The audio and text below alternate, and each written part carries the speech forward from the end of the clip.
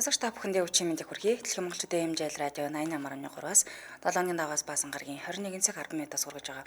Айцаа хамтдаа давцгаараатай амар цаг нэвтрүүлгийн 2025 оны 3 сарын 27-ны пүрэв гарагийн дугаар шууд төрөхөд бэлэн болоод байна.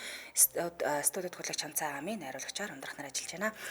За нэвтрүүлгийн хамтраалагчаар тогтвортой өсөлтийн тууштай байдлаар Apex Capital үнэт цаасны компани мөн Wellness-ийг Wellbe Shop-оос Wellbe Shop зэгийн маань хамтран ажиллаж байна. Шохроод өчигмэндээ хүргэе. Чимэндээ бүгдэнд. За. Гүрүүтэд нэгдэж амжаагаа сонсчод маань Facebook альтасыг дээр амар сайн нэвтрүүлэг гэж хагаад гүрүүтэд нэгдээд өөр тохиолдсон төгөөдөө хаваалцаа бид юм артаарай. Тэгэхээр өнөөдөр дөрөвт өдөр битэр бодод гэмтэргийн тухай танилцуулдаг. Нэвтрүүлгийн ихэнд даамын ихч маань ямар хэрэг сонгож авсан тухайгаар ярьдаа. За би өнөөдөр малын улгаатай холбоотой нэг гэмтэргийг танилцуулна. Тэгээ малын улгаа чинь бас олдохдоо хэцүү юм байна шүү дээ. Харин тийм л ер нь малын улгаа бол дараа нь тэр хэрэгтнийг хайх гэж нэлээд юм л дамжуул шүү дээ. Тийм. Тэгэхээр малын улгаа игээд одоо баригдсан, яаж илрүүлдгийг тэгэл манай Монгол цагдаа нарын урж ухаан чадвар боллаг шүү дээ. Та дээр нэг ус нэг малын улгаатай гоо амны хэрэг ярьжсэн баг тийм. Нэг тийм утаа авлага төстэй юм сонсогдож шүү. За тэгэхээр шууд хэрэг рүү орцгоё. За өнөөдөр ярих хэрэг маань 13 жилийн дараа илэрсэн хэргийн тухай танилцуулна. 2004 оны 1 сарын 31-ний өглөөний 9 цагийн үед Японы Ибараки муж за Михумура гэдэг тосгоны голын хажуугаар нэг залуу салхилаад явжсэн байна. Тэгээ нэлээд хол юм хачиргалтай зүйл харагдчихлээ. За тэрний үг гэхээр улаанаар будсан манекен тавьсан байсан. Хүмүүс газар шидсэн. Тэгээ тэр нь ингээ дээр ингээ улаанаар будаг нас гарцсан. Гэхдээ залууч гэсэн гайхажлаа. Гэхдээ яахаараа голын хажуудын балаа юм тавьчихдаг байна. Гэхдээ будаг нь гол руу урсч орлоо шүү гэж бодож. За ингээд цаашаа үргэлжлүүлэн дөхөөд энэ манекеныг дөхөж очиод харсан чинь хүний цогцос байж таарсан. Тэгэхээр тэр залуугийн будаг гэж бодоодсэн нь хүний цус болж таарч байгаа. За ингээд цочирдсан залуу шуудхан цагдаа дуудлага өгсөн. Удалгүй хэргийн газар цагдаа нэрж шалгалт хийсэн. За тэгээ цогцос дөнгөж 20 гарсан залуухан бүсгүнх байсан. Биеийнхээ нэг 10 гаруй хэсэгт юм хутга мясны сорвтой. За тэгээ ялангуяа цээж хэсэгт нь зүрхэнд нь хүрэх хэмжээний маш гүнзгий дүрж хутгалсан байсан. За тэгэхээр хохирогч хурц эртээ зүглэс болж биедээ шарх аваад за үүнээсээ болгоно буюу шархаа даалгүй нас орсон болоо да гэсэн юм таамаглал гаргасан. Гэтэл удалгүй задлан шинжилгээний үр дүн гарсан. За задлан шинжилгээний үр дүнд энэ хохирогч эмэгтэй боомлуулж нас барсан болох нь тодорхойлдог. За тэгвэл хэрэгтэн эхлээд хутгаар бүсгүйг алах гэж байснаа эсэргүүцлэгдүүлэхээр нь боомлсон уу? Эсвэл анханасаа боомлж алчхаад дараа нь хутгаар сийдсэн үү гэдэг нь ерөөсө тодорхой биш. За тэгээ удалгүй хохирогч хэн болох нь тодорхой болсон. За хохирогч хэрэг гарсан газрын ойролцоо байх юм их сургуульд суралцдаг. За тухайд 21 настай байсан Хирада Мисато гэдэг эмэгтэй байж. За тэрээр цогцос олдсон газраас 6 км-ийн зайд байх байранд орон сууцнд амьдардаг. За хачиргалтай цогцолдсон голын ойролцоо 300 м-т ямар ч айл өрх байхгүй, машин ч ховор явдаг юм газар л байж л да. Яг хүмүүс нэг юм салхилах гэж л хаа явцдаг. Энд дээрээс нь хөдөө тосгон шүү дээ. Тэгээ ерөөдөө хүний хөл хөдөлгөөн баахтай юм газар байж. За тэгвэл хохирогч яг яаж яваад эндээс олдох болов те. За эхлээд хохирогч эмэгтэй хэрэг гарахын өмнөх өдөр яг юу болсон тухай цагдаа нар судалж эхэлсэн. За Мисато их сургууль дээрээ хичээлдээ тун юм мэрэлттэй за их олон дугууланд явдаг. За тэгээ нэг дугууланд менежер ажилладаг. За оюутны холбооны юм идэвхтэй оролцдог юм ажил хэрэгч ийм бүсгүй байсан юм л дээ. За тэгээд тухайн үед бүсгүй дугууланд ороод танилцсан дээд курсын ахтаа болцдог байсан юм бол үргэлжлдэг байсан мэлээ. Тэгээд бүр тухайд хамт амьдарч ирсэн. За ингээд тухайн хэрэг гарахын өмнөх өдөр гэсэн үг шүү дээ. Оройн 21 цагийн үед Мисато бүх ажлаа дуусгаад найз залуутайгаа хамт амьдарч байгаа байрлал хөдөлсөн. За тэгээд тэндээ гэртээ харсныхаа дараа найз залуутайгаа хоол идчихэд дараа нь пив ууж суусан. За удалгүй найз залуу төрүүлж унтахаар явсан. Оройн 12 цаг өнгөрч хахад найз залуу нойрноосоос ирээд харсан чинь найз хүнд Мисатонд байгаагүй. Тэгээ гайхсангүй 90 тойрны хараадгүй хайчсан болоо гэсэн чинь ширээн дээр загтал байсан. Тэр загталд салхин гарчаад ирья. Өглөө гэхэд би хүрээд ирнэ гэсэн имэйсж үлдээж. За тэгээ залууч гайхсангүй энэ хар шөнө тий 12 цаг өнгөрч яхад чинь яахаараа салхин гарчдаг вүлээ. Үгүй ямар сони юм бэ? Бүр дээрэс нь ганцаараа гарна гэхээр бүр л нэг л сонирн байна гэж бодсон. Тэгээ бас нэг хачиргалтай зүйл нь хохирч эмэгтэй хувьд харааны линд нүдний шил зүүхгүй л өөрөөсөө юу ч харж чаддгүй байсан гинэ. Тэгсэн чинь тэр хоёроо ингээд үлдээгээд явцсан. Тэгээ дээрэс нь гар утас төрөвч хүртэл үлдээсэн байсан. Тэгээ гайхчихлаагүй ямар сони юм бэ? Яагаад энэ бүх юм орхисон болоо гэд. Гэхдээ өглөө ирнэ гэсэн учраас найз л өглөө болтол хүлээсэн. За гэтэл удалгүй гэрийнх нь хаалгын хин нэгэн зогч. Хаалга нээсэн найзгүй Мисатонд биш цагдаа нар ирсэн. За юу гэж дуулгасан бэхээр найз сууч нь нас урсан байна гэж дуулгаад за найзлуугаас мэдүүлэг авсан. За цагдаа нар залуугийн хэлсний дагуу гэрийг нь шалахад үнэхээр хэлснийхэн дагуу нүдний шил, линз, төрөвч, гар утсаа үлдээсэн байсныг шалгасан. За гэхдээ уг хэргийн хамгийн гол сэжигтэн бол үндэ найзлуу нэс. Яа тэгэхээр амнасаа алдахаас өмнө хамгийн сүүлд хамт байсан хүн шүү дээ, тэ. Тийм учраас түүнийг сэжигтнэр татсан. Дээрээс нь саяны дэрийн найзлуугийнх нь хилээд байгаа нүдний шил, төрөвчтэй ойр зүрийн бүх зүйлсээ үлдээсэн гэдэг маань хохирогч гэртээ амнасаа алдсан байх магадaltaй. Хэрвээ гарсан бол эдгээрийгээ заавал авч гарах хэрэгтэй байгаа даа шүү дээ. Гэтэл тэрийгээ ч аваагүй байна гэдэг маань хүн амны хэргийг гэрт нь болсон байх магадлал өндөр байна гэж үзсэн. За тийм учраас цагдаа нар энэ хэрэгтний гэрт одоо сэжигтэн гэсэн үг шүү дээ. Сэжигтний гэрт ямар нэгэн цусны тол байна уу гэдгийг нь маш нарийн шалгасан боловч ямар ч нотлох баримт олоогүй. За тэгээ үргэлжлүүлэн энэ найз залууг нь хэрэг хийсэн байж магадгүй гэж иргэн тойрны хүмүүс гээд бүгднийг судлаад баримт олдож хичээсэн боловч юусе ямар ч баримт олоогүй.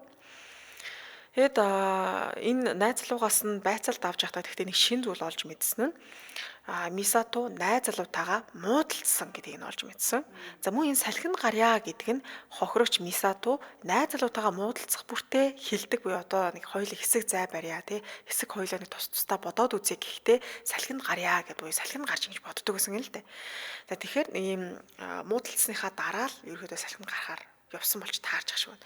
За ингээд тэдний гэрээг наривчлан шалгасан боловч ямар ч цусны мөр олдоогүй учраас сэжигтний жигсаалтнаас нэг ёсондоо ингээд байхгүй гарчиж байгаа гэсэн үг. Тэгээ залууч өөрийгөө гин буруу гэдгийг маш олон удаа хэлж эсэргүүцсэн. Тэгээд найзгүй маань ундаг дугуй байсан. Түүний ундаг дугуй юусоо байхгүй байна. Тэгэхээр тэр ундаг дугуйтайгаа гарсан баха. Тэр дууг нь та нар хайгаад үзээч гэсэн зөвлөгөө өгсөн. За удалгүй дахин нэг шинэ баримт дэлгэцсэн. Хохирчийн цогцонд нарийн шинжилгээ хийсэн. За түүний дүгнэлт гарсан. Бүсгүйн биеэс хэд хэдэн эрэгтэй хүний үрийн шингэн буюу ДНХ олдчихж байгаа. За тэр дунд нь найз залуугийнх нь ДНХ огт байгаагүй. Тэгэхээр хохирогч хүчрхийлэлд өртөж амнасаа алдсан болж таарч байна. За мөн ходоодонд нь үлдсэн хоолны үлдэгдлийг хараад за хохирогч хэдэн цагийн үед нас орсон болохыг тооцоолсон. Хоол одоо нэг шингэх процесс байгаа шүү дээ. Тэгэхээр тэрийг нэг тооцоож болт юм байна л да. Тэгээ харах нэ хохирогч хоол идснээс хойш 4 цагийн дараа амьсгал хураасан байж тэгэхээр нас орохын өмнөх шөнө 21 цагийн үед хоол идсэн. За түүнээс хойш гэж тооцоолоод үзэх юм бол шөнийн 1 цагийн үед нас орсон болж таарч байна. За ингээ хэрэг гарснаас хойш 4 хоногийн дараа буюу 2 сарын 4-ний өдөр хохирогч Мисатогийн гэрээс 2.5 км-т байх газраас нөгөө ундаг дугуй нь олдсон. Тэгэхээр найз залуух нь хэлсэн үнэн болж таарч ундаг дугуйтай гарсан. За хачирхалтай дугуй олдсон газар цогцос олдсон газрын яг эсрэг талд. За байршлын хувьд голд нь гэр тэгээд нөгөө талд нь одоо жишээлбэл зүүн талд нь цогцос, баруун талд нь ундаг дугуй нь олдсон гэсэн.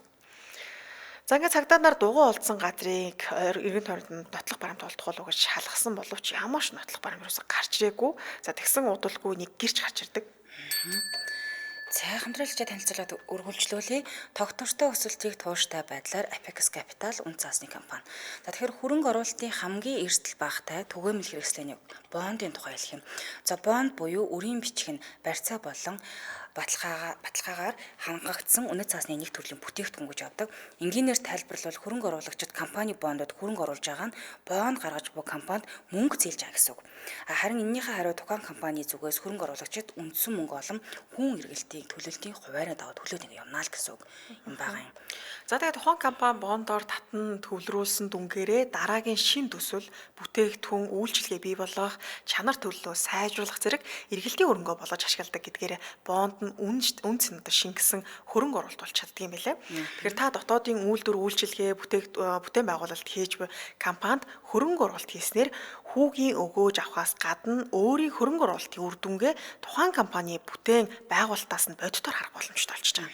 Тэгэхээр таны оруулсан хөрөнгө оруулалт нь тухайн компани төдийгүй за манай орны эдийн засаг за бидний өдөр тутмын хэрэглээг илүү чанартай болгож байдаг гэсэн үг.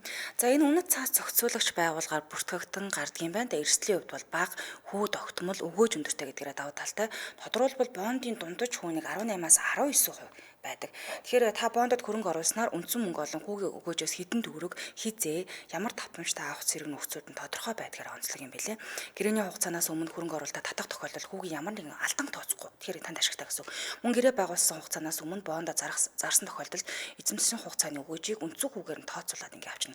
Яг гоо жишээ нь одоо банкны хадгаламж цуцлсан тохиолдолд хүүг багаар тооцдог бол энэ агуулга болон бусад хадгаламж арьс үүсэн Энэ бол тэр чигтэн буцаагаал авчихал юм байна л да. Нийт 12 сар гэсэн үг. Жилийн хугацаатай бондыг 19.5% хүүтэй бондод хөрөнгө оруулалт хийхэд сарын хүүнийг 1.6 орчим буюу улиралд нийтдээ 4.8% гэж авах боломжтой юм билээ. Тэгэхээр ч одоо та жишээлбэл нэг те 100 сая төгрөгөөр 19.5% хүүтэй бондод 12 сарын хугацаанд хөрөнгө оруулалт хийхэд татварын дараах цэвэр хүн 17,550,000 төгрөг болох юм байна. Тэгээд хүүг бондын нөхцлөөс хамааран улирал болон сараар хуван авахс боломжтой байдаг юм байна. Тий. Тэгэхээр улирал бүр төлөвлөлтөй бондод хөрөнгө оруулалт хийснээр нэг улирал 4,382,750 төгрөгийн хүү болгоод авчнаа л гэсэн үг. Улмаар хүүгийн өгөөжөөрөө дахиад хөрөнгө оруулалт хийснээр нийлмэл хүүгийн өгөөжөөр илүү өндөр ашиг хүртэнэ л гэж байгаа. Хэрэг та өөрт санхүүгийн шинэ боломж нээх гадаад болон дотоодын хувьцаа, бондын хөрөнгө оруулалтыг сонирхож байгаа бол мэргэжлийн үнэт цаасны компани болох Apex Capital-ыг зөвлөж байгаа. За мэргэжлийн байгууллагын зөвлөгөө үйлчлэгийн тусламжтайгаар та бондын эрсдлийг зөв үнэлээ сурч ашигтай хөрөнгө оруулалт хийх юм байна. За Apex-ийн маань албан ёсны сайтаар орж захим хаягаа бүртгүүлээ дотоодын болон гадаадын хөрөнгийн зах зээлтэй холбоотой мэдээллийг 7 хоног тутам авах боломжтойгоос гадна за Apex Trader гэдэг аппликейшн байгаа. За үүнийгээ татаад үн цаасны данс нээж хөрөнгийн зах зээлийн үйлчлэгийг гар утсаараа хялбаршуулан авах боломжтой байна шүү. Холбогдох утасны дугаар нь 7510 75 7510 75 гэсэн дугаар. Баярлалаа хамтран ажилласан тогтвортой өсөлтийг тууштай байдлаар Apex Capital үнэт цаасны компани хамтран ажиллалаа. Баярлалаа. За ингээд хэрэгээ үргэлжлүүлье. За энэ гэрч гарч ирсэн. За гэрч хэрэг гардаг 31-ний өглөө саарал өнгийн суудлын машин дугуй хайчаад маш хурдан явсан тухай хэлсэн. За гэхдээ гол асуудал нь гэрч машин ингээд дугуй хаяад явахыг харсан. Гэхдээ жолгооны ард хин сууж исэн машин дотор хэдэн хүн байсныг үлрээс анзаарч харж амжаагүй. За тэгээ цагдаа нар өдий хүртэл олдсон бүх сэжүүрийг бодож тунгаасны эцэст за ундаг дугуй олдсон газарч тэр за хэрэг гарсан цогцос олдсон газарч тэр ерөөсөө хэрийн газар бол биш юм байна гэсэн дүгнэлтийг гаргасан. Нэг өсөндөө албаар мөрдлөгийг сунжруулж те толгойг нэргүүлэх үүднээс цогцыг нэг буланд ундаг дугуйг нөгөө булан ч гэдэг юм те тийм байдлаар хайсан байна гэж таамагласан. За уг хэрэгт 2500 гаруй цагдаа нар дайчлагдан ажилласан. За бүр гол дотор хүртэл орж шалгасан боловч ямар нэгэн үр дүнд хүрээгүй. За мөн хохирогч Мисатогийн их сургуулийн найз нөхөд хөршүүд гээд баг 90 тонны бүх хүнийг шалгасан боловч бас л ямар ч нотлохоо олтоогүй. За ингээд мэдээж мөрдлөг сунжрах тусам цаг хугацаа урсан өнгөрсөөрлөн сүүлдээ хохирогчийн гэр бүлийнхэн төвчгөө болоод охиных нь хэрэгтэй холбоотой гэрч гарч ирэх юм бол за Монгол мөнгөөр бишилжүүлээ бодцсон шүү. 40 сая төгрөг өгнө гэсэн юм зар тарааж эхэлсэн. За цагдаа нар ч гэсэндээ шагналын хэмжээг нэмсэн. Хэрэгтнийг харсан те гэрч гарч ирэх юм бол тодорхой хэмжээний мөнгө те шагнал урамшуул өгнө гэж зарлж эхэлсэн байдаг. За гэвч хэрэгт нь тодорлоггүйгээр энэ хэрэг маань дуусчихж байгаа 2004 онд гарсан хэрэг шүү дээ. За тэгээ 2004 онд гарсан уг хэргийн дараагийн сэжүүр бүхэл бүтэн 13 жилийн дараа 2017 онд гарч ирсэн. Гэхдээ яг цагдаа нар өнгөрсөн хугацаанд бол маш олон хэргийг олохын тулд те оролдлогодог бол хийж исэн. 350 гаруй дуудлага авсан юм байлаа. Тэгээ би энд харсан баха тэр хүмүүн юм болов гэх мэтчлэн гэрч нар гарч ирсэн боловч бүгдээр ингээд шалгаад дийлгэл дандаа ер нь худал хуурмаг те эсвэл жоохон зөрүү ташаа юм мэдээлүүд байсан. Гэтэл 2017 онд цагдаагийн газарт нэгэн дуудлага гарсан юм байна. Тэгээ аваад ярьсан чинь миний нэг таньдаг хүн Мисатогийн хэргийн талаар маш нарийн мэдж байна. Надад нэг сэжигтэй санагдаад би холбогдлоо л доо гэж хэлж. Цагдаа нар уг гэрчийг хэлсэн хүнийг судалж эхэлсэн. Ер нь бол бас те судлах зайлшгүй шаардлагатай шүү дээ. Холбогдсон л бол те. За тэгсэн энэ хүн маань гадаад хүн буюу Филиппин гаралтай 35 настай за Рампано Черико Мури гэдэг ир байсан. За тэгвэл одоо уг гэр 13 жилийн өмнө энэ Мисатогийн амьдарч исэн те Японы тэр одоо тосгонд байсан уу гэдгийг мэдэх шаардлагатай болсон. За ингээд цагдаа нар уг гэрийн ДНХ-ийг хохирогчийн цогцноос олдсон ДНХ-тэй харьцуулж үзсэн. Тэгсэн нэлээд олон ДНХ олдсон шүү дээ. Тэр дундаас нэгтэй яг таг таарчсан.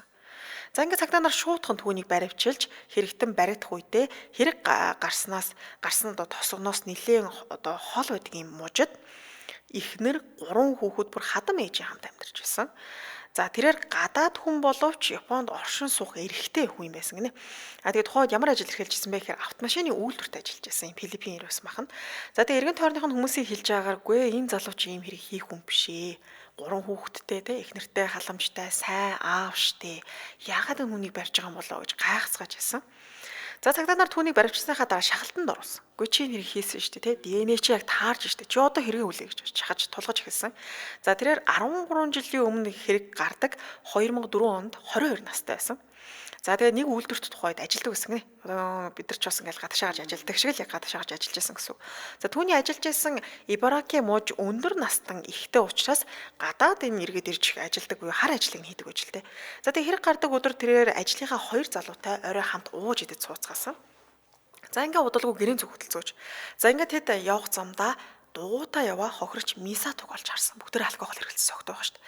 За тэд бүсгүй замыг нь хаасан буюу тэр дугуйтаа явж байхад замыг нь хааж зогсоод машин руугаа чирж оруулаад ээлжлэн хүчрхийлж амнаас нь хүрсэн.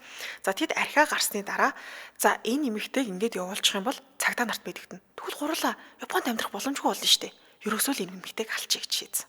За ингээд тэд бүсгүйг боомлж ам насанд нь хүрчгээд дараа нь хаа сайгүй биен дээр нь ингээд 10 удаа утгалсан байдаг.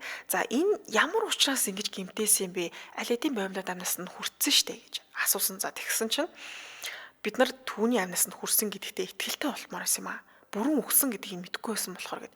За тэр сүүлийн тэр нөгөө зүрхэн хэсэгт нь хутгалсан нь бол бүр маш гүнзгий хутгалсан байсан ш. Тэгэхээр бүр сэргэхгүйгээр ингэж алахыг л хүссэн юм байна л да. За тэгээ үүний дараа тэд цогцос болон ундаг дууг ин тэнд аваачиж хаяад за энэ хэргийн талаар хинч ам нээх ёсгүй шүү гэж би биэндээ андгаа тангар өргөөд салцгаасан. За 2004 оны 3 сард цагдаа нар уг хэргийг зүгээр өнгөрүүлэхгүй шууд бүр 2500 гаруй хүн ажиллаад байгаа ш. Тэгэхэд энэ байдлыг хараад ер нь удахгүй баригдах энэ бол ерөөс цаг хугацааны асуудал болсон юм байна гэж шийдээд хоорондоо ярилцлагаас уулзаад хэдүүлээ Филиппин руу буцъя. Хэрвээ энд байх юм бол баригдана. Филиппинд байх юм бол ядчил баригдахгүй штэ гэж бодсон. За ингээд тэд буццгаасан. За тэдний нэг нь болох энэ Рампано Черико гэдэг энэ баригдсан байгаа этгээдийн хувьд ганцаараа Японд руу буцаж ирсэн юм байна. Тухайн үед хэрэг гарсны дараа 2004 онд буцсан гэсэн үг шүү дээ. Буцчаад эргээд Японд ирсэн. За учир шалтгаан юу вэ гэхээр Японд өндөр цалинтай цалин авдаг байсан. Өндөр одоо цалинтай ажил хийдэг гэсэн үг шүү дээ. Тэгээ төрсөн нутгаасаа илүү их цалин олдог байсан учраас тэр амьдралынхаа хэв маяг тасцсан. Тэгээ яг Филиппинд очсон чинь нэг л тасран зогсож чадахгүй байсан юм байна. Тэгэхээр за тэгээ хичнээн тэгээ эргэж очиод ямар нэгэн зүйл болж магадгүй. Гэхдээ би бас баригдахгүй ч гэж магадгүй шүү дээ. Ерөөсөө буцъя гэж шийдсэн.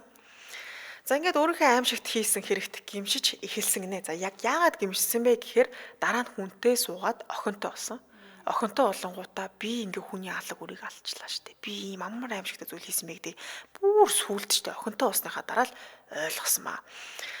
Тэгээд одоо үнэхээр одоо гимшсэн ч юм уу гүү ч юм уу одоо цагдаа нарт худлаалаад байгаа мэдэхгүй л те. Тэгээд тухайн үед яагаад ингээ хэрэгээ хүлээгээгүй чи гимшээд байсан юм бол те. Үнэхээр л одоо хэцүү байсан бол чи тэгээд би энэ хүнийг амнасанд хүрсэн юм а гэж ингээ хэлэхгүй байсан гэсэн чинь би эхнэр хүүхдтэй одоо хадам ээж тийм гэр бүлийнхэндээ хайртай дотны хүмүүстэй хаягдах вэ гэдгээс би айжсэн юм а. Тэгээ би хэлж чадаагүй гэсэн байна. За ингээд уг хэргийн шүүх хурлалж шүүхээс түнд насаар нь хорих ялгааносон. За гэхдээ хэрэг үгээр дуусаагүй. Учир нь дахиад өөр хоёр хэрэг гэтэн баг шүү дээ. 3 хүн хэргийг үйлдсэн. За гэвч нэг асуудал үүснэ Япон, Филиппин хоёр улсын хооронд гэмт хэрэгтний шилжүүлэн өгөх гэрээ хийгдэг байсан юм байна. Тэгэхээр Филиппинээс байрлаа ч гэсэндээ Японд авчрах шийдэх үл ямарч боломжгүй гэсэн үг. За гэвч Японы тал бол ерөөсө бууж өгөөгүй Интерполд хандсан энэ хоёр хэрэгтнийг олж өгөөч гэж хүссэн. За тэгсэн 2018 оны сүүлээр хэрэг хийх үед 18 настай байсан хэрэгтэн өөрөө хэрэгүүлэхээ цагдаа нарт очсон. За ингээд 2019 онд Японы талаас хэрэгтнийг улсдаа авчирч баривчилсан. За шүүхтэр түүнийг өмгөөлөгч нь юу гэж өмгөөлсөн бэ гэхээр хэрэг гарах үед хэрэгтэн дөнгөж 18 настай буюу насанд хүрээгүй хүүхдүүсэн шүү дээ. Ерөнхийдөө бол тэр хэрэг хийсэн тэр насанд хүрсэн хоёр ахыгаа дагаад л энэ хэрэгт ингээ орооцолдсон. Ухаан юм ярьсан юм л да. За гэвч Японы талаас түүний энэ өмгөөлийг бол хүлээн зөвшөөрөөгүй. За өмнөх хэрэгтэнтэй адилхан насаар нь хорих ялыг оноосон байдаг. За ингээд нэг хэрэгтэн үлдсэн. Гэвч нэг хэрэгтэн бол одоо хүртэл баригдаг байгаа гэсэн байна. 18 настай хэрэгтний хувьд бол хувийн мэдээлэл гэдэг юм олонний өмнө ил гараад амьдарч ирсэн байж болно. Энэ хэрэгтний хувьд бол нэгсэндээ одоо нуугдж бүгж амьдарч байгаа учраас сайн баригдахгүй л шүү байна л да. За тэгвэл дахиад нэг хүн байгаа. Тий, нэг хүн байгаа гэсэн магадaltaй. Ер нь бол хайж л байгаа юм байна шүү дээ, тийм ээ. Тий, яг үнийн нутагт хар ажил хийж байхдаа ингээд хүн амнэр хийчихэж байгаа хгүй. Тэгээд буцаад яваад одоо бол ингээд баригдсан хоёрын шоронд байгаа. Нэг нь бол ингээд өрийн сурвалжлагцсан хэвээрэл шалгагдчихж байгаа юм байна. Мэдээж хэрэг энэ хоёрын тэр хүний адилаар мэдээлэл өгсөн л байна. Өгсөн боловч тэр хүн өөрөөсөө одоо хамаатан садан дээр очдог ч гэдэг юм уу. Тэ мэдээж тэр хүн чинь хаана амьдарч исэн хаяг дээр нь очиод шууд ингээд шалгаж. Тэгэхэд тэнд байхгүй нэр усаас холдог ч юм уу тийм байдлаар ингээд дөрвж байгаа юм шиг тэ энэ тэнд нүүдэлж гэж амьдарч байгаа. Яг бол одоо Филиппинт байхгүй ч болох юм байна. Магадгүй гэсэн. Өөр тийшээгээр авцсан магадaltaй. Чаац зайхтар нөхдүүд байш шүү нэрээ. Эхлээд нэрэл найз залууг нь хардмаар юм байна. За дэмжээлагчид танилцуулаад өргөжлүүлье. National Life. National Life даатгалын ипотекийн зээлдэгчийн амнасны даатгал нь бүх төрлийн шалтгаанд өвчний улмаас Мөн гинтийн ослын улмаас амнасаа алдах, түүнчлэн хөлбөмбөний чадвараа бүрэн алдах зэрэг тохиолдлуудад зээлийн үлдээллийг нөхөн төлж таны гэр бүлийг санхүүгийн эрсдлээс хамгаална. Холбоот хуудасны дугаар 7011 33 66 7011 33 66 гэсэн дугаарлал холбогдорой. баярлалаа нэвтрүүлгийн дэмжээлагчаар National Life байлаа. Баярлалаа. За үргэлжлүүлэн дараагийнхаа хэрэг рүү орё. Тэгэхэд охины хувьд үнэхээр харамсалтай юм боллоо тийм ээ. Маш харамсалтай. Ядаж хоёр нь баригдсны хамаатал гэж бодлоо нэрээ. За үргэлжлүүлэн өнөөдөр би Монгол улсад орсон малын мулгаан хэргийн талаар ярьж өгөх гэж байна. Тэгээд энэ болохоор бүр алаг морьтой Баатар хонтой байлтаад ялагдваа гэж алаг морьтны тухай урах гэж байгаа. За Алтай нутагт сэрүү татаж хойд зүгийн хүүтэн салхины үзүүр симхэн чимхэх болж нөмөр газар уран дулааны уур амьсгал хургаж байж уулын бэлэ засан дарагдаж айлууд хэдийн өвлжөөндөө буусан цаг үе. Намрын сүүл сар өвлийн ихэнх сартай айсан ижилсэд хээр таллаар зүггүй ихэнд хинэвчүүлж байж л дээ. Бугад сумын хатуу багийн хончин тохой өвгөн өвлжөөндөө дөнгөж буусан үе. Нөмөр дулаан өвлжөө, битүү хашаа, онгон зөлүүд бэлчээр энэ бүгдэд тохой сэтгэл тэнэгэр байж. Энэ үед нь түүхийн эд арьшир бэлтгэх эд ажлын үе учраас элдв зөрчил гарах учраас Баян Үлгийн аймгийн цагдаагийн хэлтээс баггүй ажиллагаатай буюу байнгын л дуудлагатай ажилтай. Ингээд эрүүгийн ахлах төлөөлөгч дэд хурандаа жайсаг ажилдаа эртэл хэлцийн дарганд дуудаад чи яаралтай бугад сум руу яваадах. Бугад сумын хатуу багт олон тооны хоныг хээр аваачиж нядлаад арсыг нь авч махыг нь хээр аяад явсан тухай мэдээлэл ирлээ. Урд өмнө гарах нь бүхэл сонсогдож байгаагүй шахам онц ноцтой хэрэг байна. Холбогдох хүмүүсийг авч яваарай гэж үүрэг өгсөн ба. Ингээ шуурхай групп газар дээр нь очиход хэдийн цаас орж салхи шуурсан тул ямар нэгэн уул мөр илрүүлэх боломж алдагдсан байж л дээ. Юу ч гүтэр зам мөрийг алга болгочих. Тэнд 16 хоньны заримыг нь боймолж, ихэнхийг нь толгойг нь мушгиж, хоолойг нь огтлох зэргээр алаад, махыг нь хавар намрын үед бирүү хашах, чулуунд хашлаханд овоолон орхио явцсан байсан. За тэгээд тэр нь бас засаар дарагдаад битүү очигдсан байж л дээ. За энэ хонд болохоор тохой гэгч чих хатуу өвгний хотноос алдагдсан 23 хоньны ихэнх нь байсан байгаа. За бусад хонь нь яг хайчдсан амьд байгаа мó өгцөн байгаа мó гэдэг нь тодорхойгүй байж л дээ.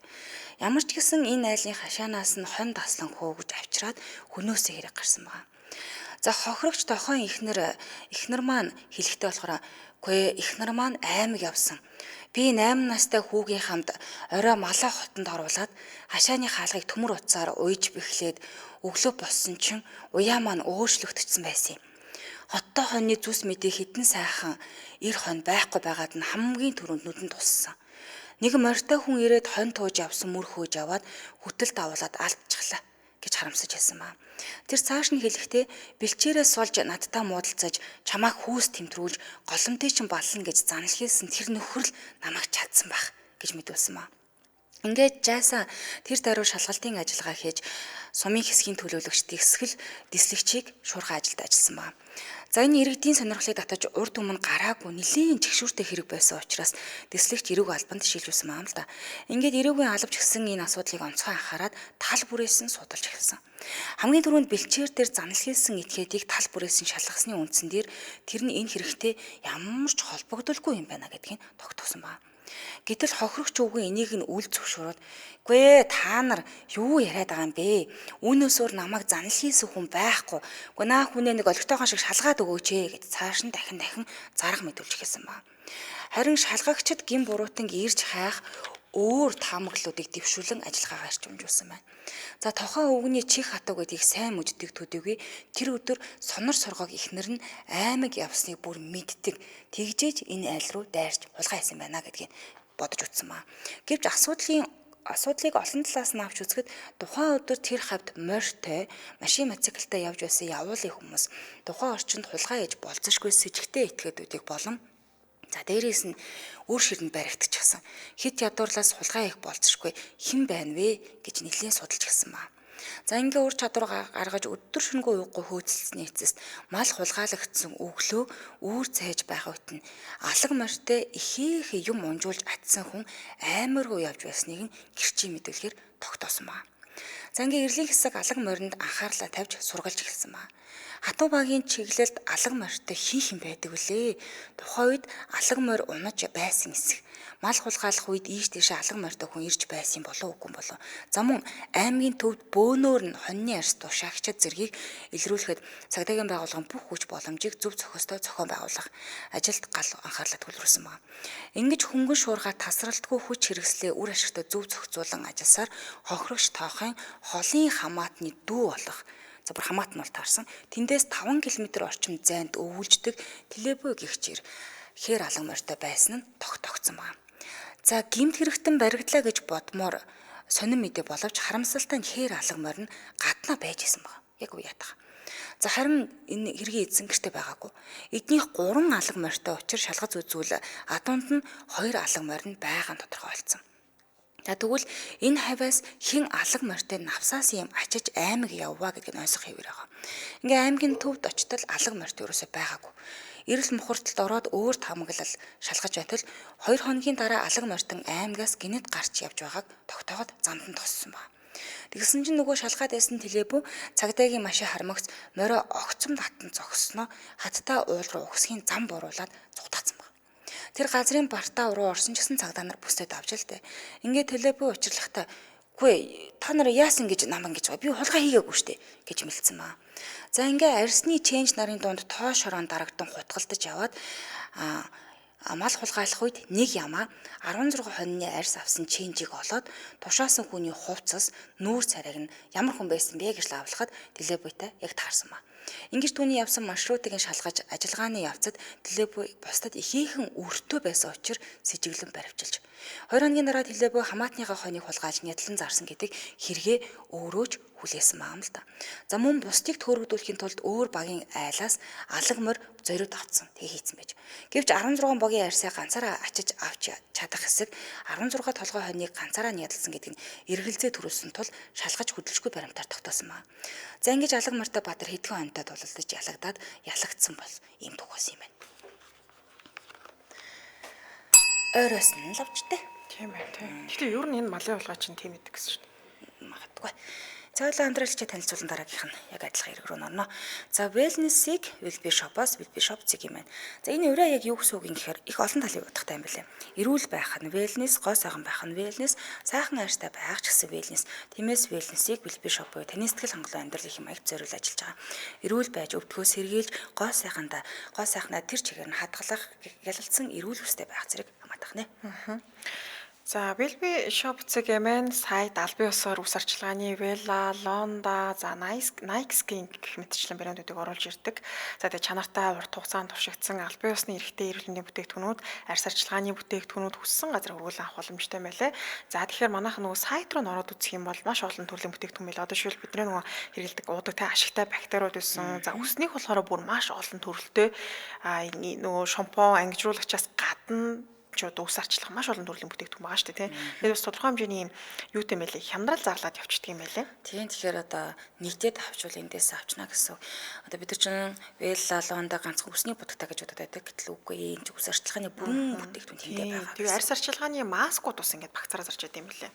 Тэгэхээр нөгөө багцаар нь захиалаад шууд гэртээ авчвал амар юм байл шүү дээ. Тэг илүү ч хямдхан тусах гэдэг. Холбогдох утасны дугаар нь 7711 71 71 7711 71 71 гэсэн дугаар байна. За www.will-be shop цэг.mn гэсэн сайт руу сонирхорой. Баярлалаа хамтран ажилласан wellness-ийг Will-Be Shop-оос Will-Be Shop цэг.mn хамтран ажиллалаа. За ингээ үргэлжлүүлэн дараагийнхаа хэрэг рүү орё тийм ээ. За дараагийнх нь хэрэг нь бас л мөн алга морьтны юм байна. За энэ жилийн намар урт наалгаар сэтгэл таатай байсан байгаа. Малчид урт намраас уйдсан биш цагийн аль салхины үзүүрийг мэдэрч өвлжөндөө бууцгаагаад түүхэн зүй. Шүнэн жавар сэмхэн гитэж өдөр нар таата ээжсэн маам л та. Зул хөгшин хот хөдөөгийн завсар нутуулах дуртай өвлөн хотын хаяа түшиж зунаа нь хотоос хурж нөгдвөл энэ намрыг хөдөө өнгөрөхөд маргааш өглөө нь 2 атаа ачаалж хот бараатахаар цэхэж хонсон байна. Нүүдлийн өглөө зул өвгөн хизээний сурсан зангаараа эрт босч л дээ. Намрын хэрүү цавцайж уус цалин цагаан гойлоо нөмөрч нүд гэл булан гайхуулж ээж. Зул өвгөний сэтгэлийн баяр дэндүү анирхан хунигдахын тэр. Өчигдөр орой тавглаж бүхэлсэн туг ширээ 2 ат нь өглөө босоод ирэхэд байхгүй болчих. Нэг л ийгүү зүн бодол эзэмдэн яаран уяан дээр нь очивол хүн тайлж аваад явчихсан нь илэрхий болж л дээ. Чөдрийн ганц алга мориг нь аргамжаан дээрээ зогсож байсанд баярлаад бушуухан хувцаслаж аваад имэйл газараа барин морилгоо очиж алга морин хүлэр цантаад танихдахын аргагүй болсон нэлээд хачирхалтай санагдаж.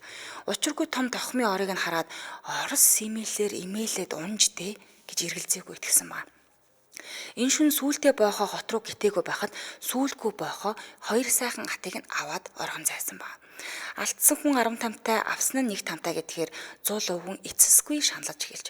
Алга морио эмээлэж морттол унаашир жадарсан хоньны морин бүр султаад яв харахгүй болчих. Хин ингэж морийг нь унаад тэмээг нь хулгайлж аваад морийг нь буцааж авчираад орхичдаг билээ гэж бодоод учир нь юусоо олоогүй юм байна. Хоттой хэдэн хоноо эмгэнэн зүслэн бүртгэхэд толгой бүрэн байгаад нь баярлаад хоёр үнийгээ шовтрохоор модоо уунгаа барин зил рүүгээ явж л дээ. Зул өвгөн тэр даруй Төв аймгийн цагдаагийн хялтаст хил хөргүүлж. Удалгүй залуухан Ахмад сумдыг хурч ирээд мөрх хөөж эхэлсэн ба. Зул өвгөн анхны цаснаар үнэг хэршний мөр хөөж олон жил явж байсан тул хоёулаа хамжаад хулгайчийн мөрийг хөөж эхэлж. Хулгайчийн мөрийг үүрийн хүн мөнгөн хэрүү даарсан нь шүн дунд хулгайч явсных байж.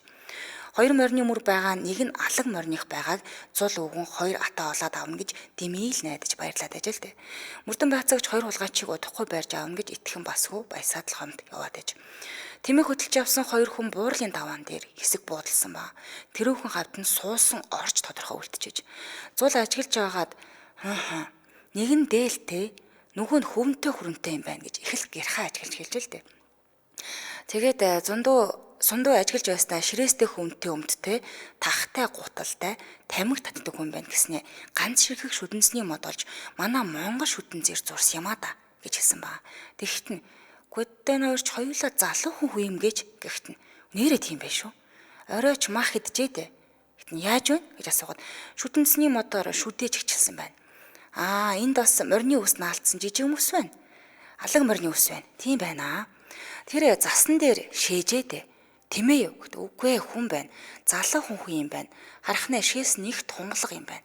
Гэд хүй цаашаа нэг нь хоёр тэмээгээ хөтлөөд явж. Нүхэн буцсан бол те. Тэмээгээ гаргаж өгөөд эргэжээ дээ хэмээн тэр хоёр хоорондоо ярилцсан ба. Тэгт нь үгүй танаа тэнд орос имэйлтэй хинийх байдаг үлээ гэж сундуугаас авахд зул бодол хийснэ. Манай дармынх л да гэж сулах хэлсэн ба. За тэгвэл тэднийхээс хин нэгэн таны морийг өөрийн имэйлээр имэйлээд хоёр тэмээг тань хулгайчд гаргаж өгчээ гэж мөрдөн байцагч хэлсэн ба. Тэгт нь чи ч одоо яаж ингэж хэлж чаддгийг юм. Дармынх чи манай хамаатан штэ гэж зул өвгөнд үрсхий ууралсан ба. Тэгт нь таны хамаатан сад надад хамаагүй. Би хулгайчийг сургалж байна гэж сундуу чанга хэлсэн ба. Тэгт нь үгүй чи сонсоодох яалаа гэж аав гахийнхаа чөдрийн ганц морийг нь унаад ачлахынх нь хоёр атыг гадны хүнд энэ хүртэл гаргаж өгөх үү дээ гэхт нь цаата гэмт хэрэгтэн гэдэгч гэхт гү яасан ч тийм болохгүй. Ингээд тэр хоёр бяцхан тар тур хийж авдрын чиний хаалт сандааж хоёр тийш хэсэг гарч суусан ба. Ингээд налах хот брантан утаа суунаглан цэргийн 3 цагаан онгоц гүн цэнхэр тэнгэр талент үлсээр отох нь их л гоё харагдаж. Тэгт нь чи тэгж манаахныг дэмээ хардаж энэ хэргийг замхруулж хаях гэвэл би танаа дарга нар чинь хандан шүү гэж суул босож ядарч сүлдсэн морилгоо дөрүүлсэн маам л та.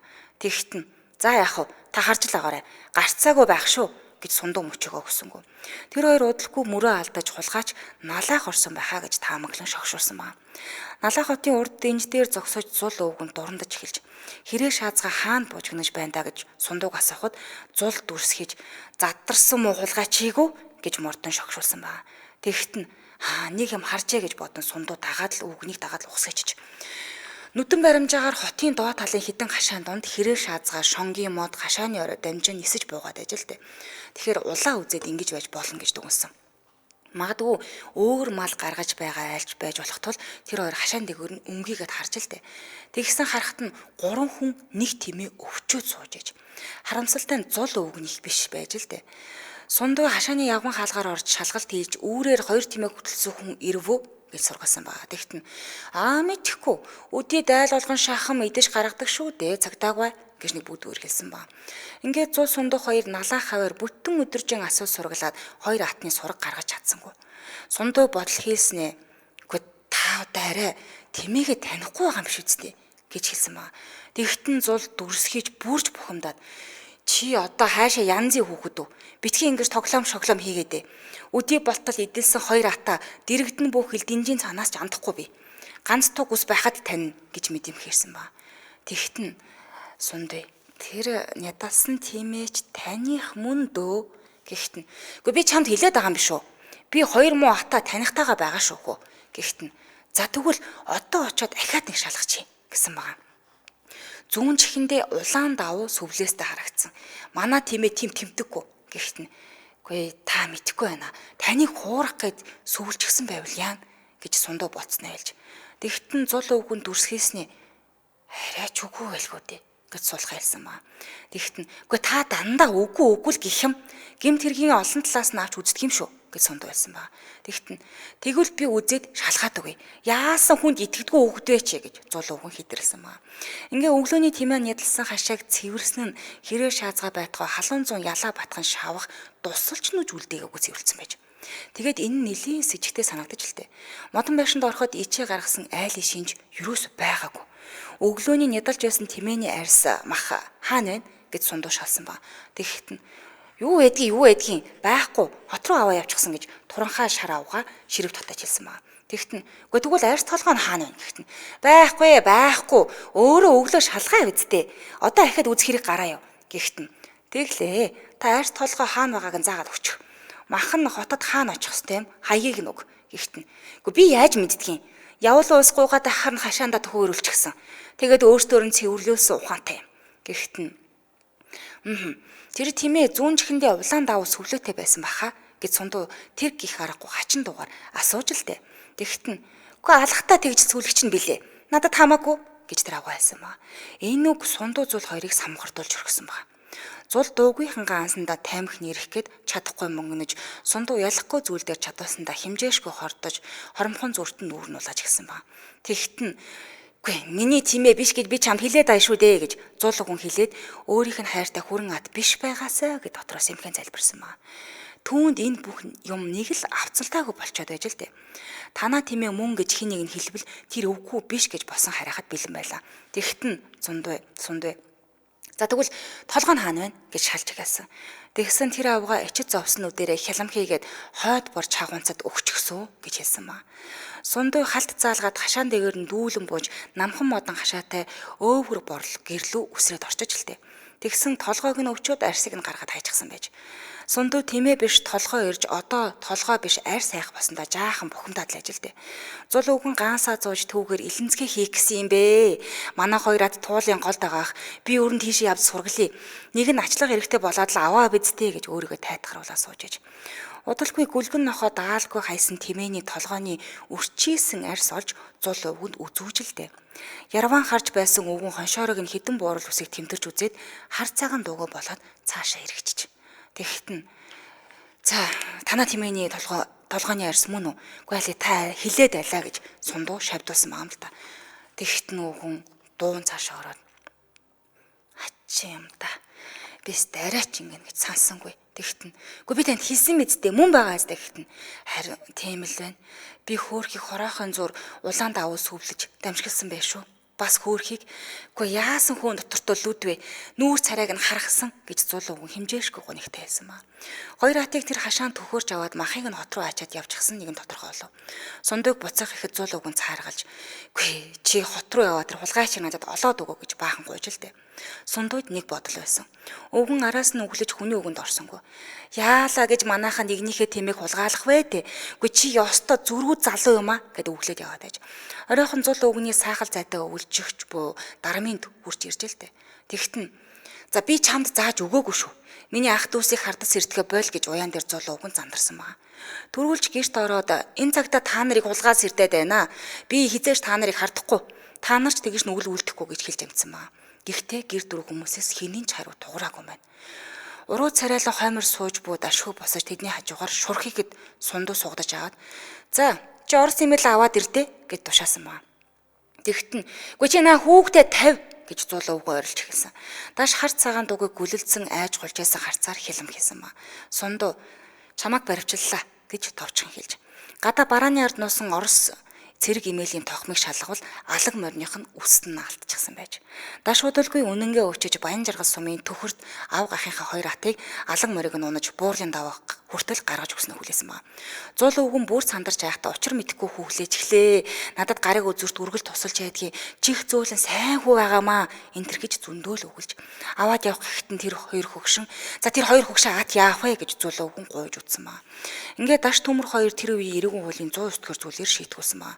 Зүүн хараагийн хорход ял эдлэхээр явуулж. Энд бас ав гахынхаа хоныг хулгайлж алаг мортой божигнуулсан телебүү бас ирсэн юм билээ өмнөх хэрэг нь. За бас адилхан 109 дугаар зүйлээр шийтгүүлсэн байгаа.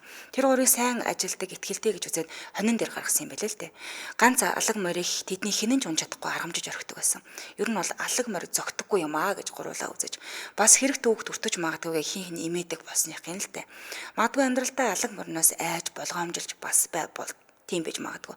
Хамгийн гол нь алаг морин дэш алаг ухаанд бог бас анзаарч хэрэг болоогүй л байсан байх нэ. Мөрдөгч гэхдээ их мундаг мөрдөгч байна те. Тэр нөгөө ярьж байгаа тэр тийм энд байна ингээ явцсан байна гэж шууд олчж байгаа гэдэг нь бас мундаг шүү дээ те. За шууд л хэлж байгаа юм да. Их ч энэ сард хоёул лайв маргааш хийх юм байна. Тийм тэрийгээ зарлжээ те. За бид төр сардаа нэг лайв хийдэг. Тэгэхээр маргааш 17 цагт амар цаг нэвтрүүлэг группээр бид хоёр лайв хийх нэ. Та хэд маань орж бид хоёртай хамт. Бид хоёр нөгөө царайг бас нэг хаяа харж байхгүй те. Буулаарэ. Тийм за. Цагаарлын түргийн нэвтрүүлгийн өндөрлөлийн студид хөтлөгч Чанцаа амын хариулагчаар өндрөх нар ажиллалаа. Нэвтрүүлгийн хамтраалагчаар доктортой өсвөлтийн тууштай байдлаар Apex Capital үнд цасны компани мөн Wellness-ийг Wilby Shop-оос Wilby Shop зэг юм байна. Урагшлуулсан томчуудын шууд нэвтрүүлгүүл авсан сонсороо тэр баяртай баярлалаа. Баярлалаа.